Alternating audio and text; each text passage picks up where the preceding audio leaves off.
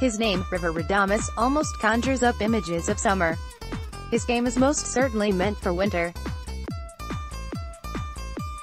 Although, the 21-year-old ski racer from Edwards, Colorado, joked, "If it doesn't pan out in skiing, maybe I can go to kayaking." Only thing, his passion for water, in its frozen form, runs too deep. Radamus grew up with a dad coaching the U.S. ski team's developmental squad and with posters of Olympic champions Ted Ligety and Lindsey Vonn adorning his bedroom wall. Radamus is making a big splash this season as he recently captured 2 gold medals at the World Junior Championships. No pressure to become the next big name. After all, he was named River for a reason, to stand out. "I do have a name that's unique," Radamus said in a phone interview before a World Cup race this weekend in Slovenia. "So it is a name for headlines." Radamus was raised in the same area as Michaela Schifrin, where school field trips in the winter months weren't necessarily to museums but to the slopes to catch a glimpse of racing. His father, Aldo, served in different roles with the U.S.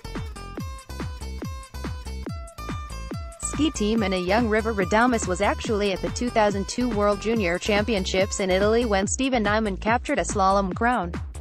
After Radamus earned a pair of gold medals of his own at World Juniors in February, Nyman posted on Instagram a picture of Radamus watching the action on the shoulders of his mom.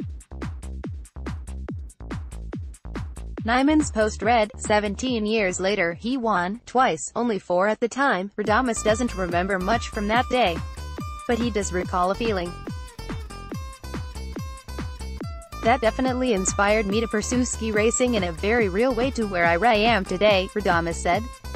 This season began a little bit bumpy for Radamus, not finishing a World Cup slalom in Levi, Finland, then winding up 54th during a Super G at home in Beaver Creek, Colorado.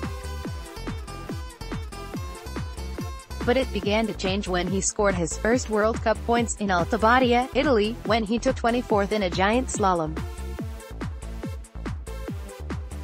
More success, a win on the Noram Cup circuit, which is the training ground for young racers. It all came together at World Juniors, when Radamus won gold in the Super G. 4 days later, he took another title in the giant slalom. That was part of a banner week for the U.S. squad, with Ben Ritchie taking second in the slalom. In addition, the squad of Radamus, Ritchie, AJ Hurt and Katie Henson took silver in the team event. The Americans elected to not field a squad for the team event at the World Championships in Sweden, so the younger athletes such as Radamus could focus on juniors. World Juniors is an important benchmarking event for us, both for individual athletes on the way to the World Cup and to show our depth as a nation, U.S. For success at World Juniors, Radamus gives an assist to the team's mantra of, "Remember why." Each time workouts got hard over the off-season, that's what popped into his mind. "Just trying to remember why we're putting in the hard work and all that," Radamus said. This did the trick, too. The movie, Miracle, more specifically, the speech delivered by actor Kurt Russell as he portrayed U.S. hockey coach Herb Brooks. In what's become a tradition, Radamus and his teammates sit in a dark room and listen to the motivational speech before playing the heavily favored Soviet squad.